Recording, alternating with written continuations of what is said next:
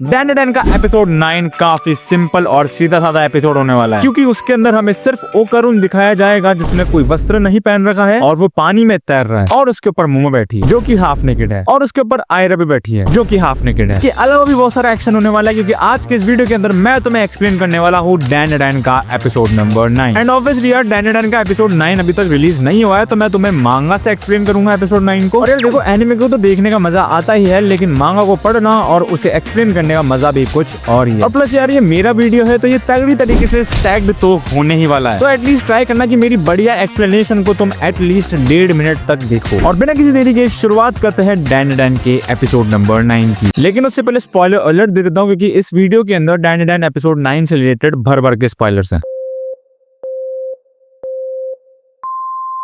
Acrobatic silky ouch. Taguro ji आप ठीक हो? अरे बेशरम कपड़े तो पहन लो। अबे ये साली भी सुपर वुमन निकली, तभी तो हमारे जगह पे एंटर हो भाई बे। चलो कोई बात नहीं, लगे हाथ तुम्हारा भी बनाना ऑर्गन्स निकाल लेंगे। अरे कोई तौलिया दे दो मुझे यार। सरपो फॉर्म सरपो ग्रामेटरी। अबे तुम मुझे क्यों मार रहा है? अबे चल बे सस्ते नशे, तेरी जैसी काउंटलेस रिप्लेसमेंट है हमारे पास। अबे ये क्या था? ऐसा लगा कि मैं किसी इनविजिबल वॉल में भिड़ गई हूँ। चिकनता ये ले चट पंच। अच्छा पंच था चपटे, लेकिन इस पंच का क्या फायदा जब वो मेरे से कनेक्ट ही ना हो। अरे कुछ पहनने के लिए दे दो मुझे। सरपो फॉर्म सरपो ग्रामेटरी। अबे साले मुझे क्यों मार रहा है? बढ़िया टीम वर्क है। अरे दीदी जी लगता है तुम्हारा दिल मुझ पर आ गया है। बिल्कुल भी नहीं यार, लेकिन माफ करना मेरा दिल किसी और के पास है। अरे मेरा सर कोई बाहर निकालो। अब उसकी बारी। फाइनली पकड़ लिया वुमन पर्सन को। क्या है ये? लेकिन तुम अभी यही सोच रही होगी ना कि मैंने बिना सरपो फॉर्म सरपो ग्रामेटरी को बोले अपनी पावर्स का कैसे यूज करा। ये फालतू की बात है, तू ही सोचेगा। कितनी इंटरेस्टिंग बात है, एक ही जगह पर इतने सारे स्पेशल लोग मिलना। तुम लोगों को स्टडी कर हम हमारे एवोल्यूशन में काफी बड़ा एडवांसमेंट ला सकते हैं। तो ठीक है, हम भी आ गए। तुम्हारी एजिलिटी काफी ज्यादा है, लेकिन पावर उतनी नहीं। अब हम उस लड़के के साथ तेरे भी बनाना ऑर्गन्स लेके जाएंगे, लेकिन मैं तो चूजन वन हूँ। मैं तुम्हारे जैसे लोगों को हरा कर रहूंगी। भगवान का आशीर्वाद मेरे साथ है और मैं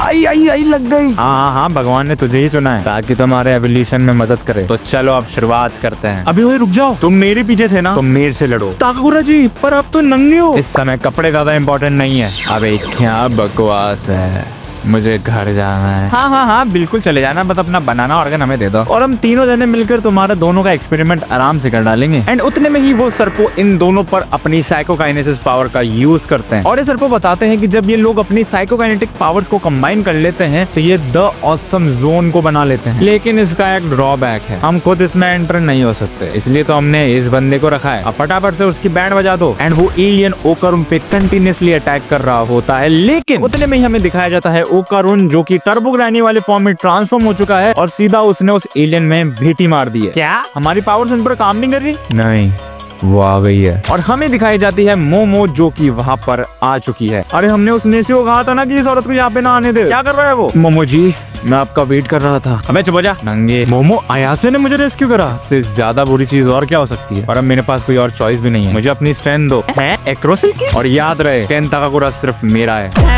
मिस आयासे क्या कर रहे हो? लगता है ये फाइट हम ही जीतने वाले। चल उठ जाओ, कान चोटते। एंड फिर वो सरपोस एलियन के अंदर एक इंजेक्शन इंजेक्ट करता है, और वो एलियन अपने नए फॉर्म में ट्रांसफॉर्म हो जाता है, जो कि श्रिम्प मेंटिस की तरह दिख रहा होता है। और फिर ये सारी एलियन मिलकर इन सब पर कंबाइंड अटैक्स कर रहे होते हैं। लेकिन उतने में ही मोमो वापस खड़ी हो जाती है और इनकी टेलीकिनेसिस पावर को रिपेल कर देती है, और फिर वापस से ओकारुन और आयरा अपने फॉर्म्स में ट्रांसफॉर्म हो जाते हैं और उस एलियन पर अटैक करते हैं। लेकिन वो एलियन आयरा के अटैक को ब्लॉक कर देता है और उसके ऊपर सैलरी अपर कट मार देता है, और मोमो उस एलियन की अटैक स्पीड को देखकर काफी शॉक हो जाती है। एंड वो एलियन वापस से आयरा के ऊपर अटैक करने की कोशिश करता है, लेकिन उतने में ही वहाँ पर ओकारुन आ जाता है और आयरा को बचा लेता है, और वो ये बोलता है कि उसे उस एलियन के अटैक्स दिख रहे हैं। और फिर ओकारुन अपनी तेज स्पीड का इस्तेमाल करता है और आयरा अपने एक्रोबैटिक्स का, और फिर ये दोनों मिलकर उस एलियन को पेल रहे होते हैं। ताकुराजामा और मैं एक हैं। ओए इतना पास होके मत लड़ो, ऐसे तो वो तुम्हें आराम से टारगेट कर सकते हैं। तुम तो जेलस हो रही है। मैं जेलस नहीं हूँ, मोमो-चान सही कह रही है, और वैसे भी मैं तो एक ऑकवर्ड गाय हूँ। अबे ऐसा मत बोल। अरे तुम दोनों क्या मरना चाहते हो? सॉरी ऐसे। तो अपना काम करना। ये बंदा तो कम्प्लीटली यूजलेस है। हाँ इसकी सैलरी में से 60% कट कर देना। अरे यार, लेकिन हमें अचानक से दिखाया जाता है कि ये लोग डूबने लग गए हैं और पानी बहुत गहरा हो चुका है, और मोमो ये नोटिस करती है कि आसपास की सीलिंग्स और वॉल्स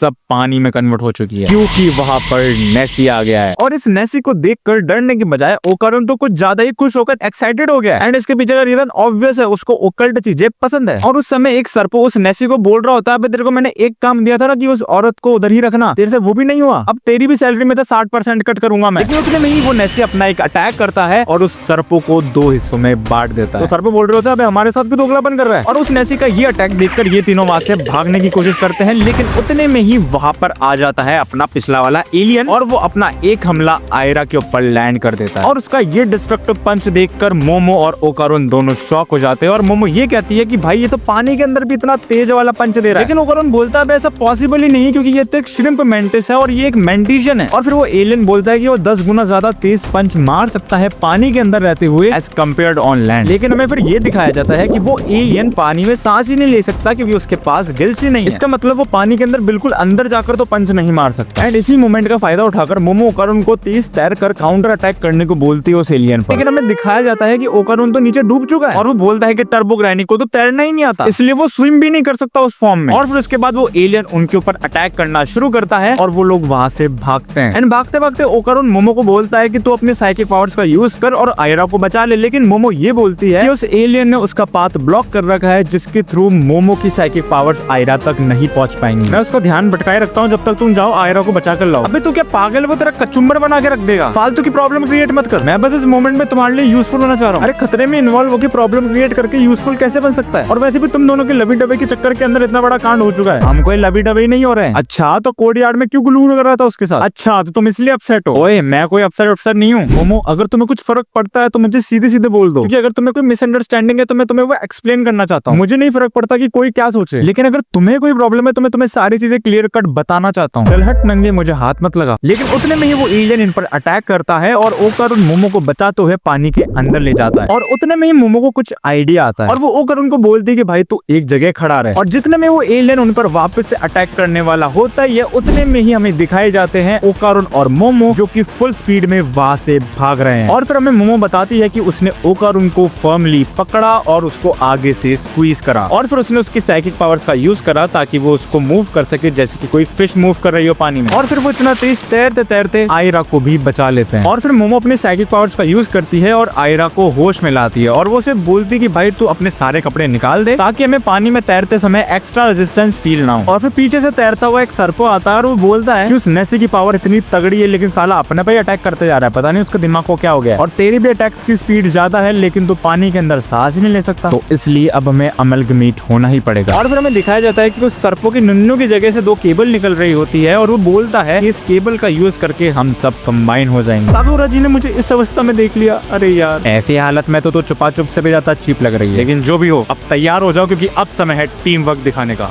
तो हो जाए 1 2 3 और फिर हमें दिखाया जाता है उन सारे एलियंस का कंबाइंड फॉर्म जिसका नाम है सर्पोडोवर डीमन नेसी। और अब इन तीनों की फाइट होने वाली है इस एलियन के साथ। लेकिन आज के इस वीडियो में इतना ही, और मेरे हिसाब से एपिसोड 9 इतना ही होने वाला है, लेकिन मैं शायद गलत भी हो सकता हूँ और शायद से वो लोग इसके आगे की भी कहानी दिखा दे, लेकिन मोस्ट प्रोबेबली मुझे लगता है कि इतना ही होगा एपिसोड 9। और यार होप करता हूँ तुम्हें ये वीडियो पसंद आया होगा और अगर नहीं पसंद आया तो क्या कर सकते हैं, लेकिन अगर पसंद आया और वीडियो को अभी तक देखा है तो प्लीज लाइक कर देना और अगर चैनल पे नए हो तो सब्सक्राइब भी जरूर कर देना। और इस वीडियो का एम रखते हैं 171 लाइक्स का और हम लोग बहुत करीब है 2000 सब्सक्राइबर्स के, अराउंड 30 के आसपास सब्सक्राइबर बच रहे हैं। तो जल्दी जाओ और चैनल को सब्सक्राइब करो और 2000 माइलस्टोन को अपन साथ में मिलके अचीव करेंगे। और यार बाकी मिलता तुमसे 2000 सब्सक्राइबर होने के बाद, तब तक के लिए have a break, have a Gojo.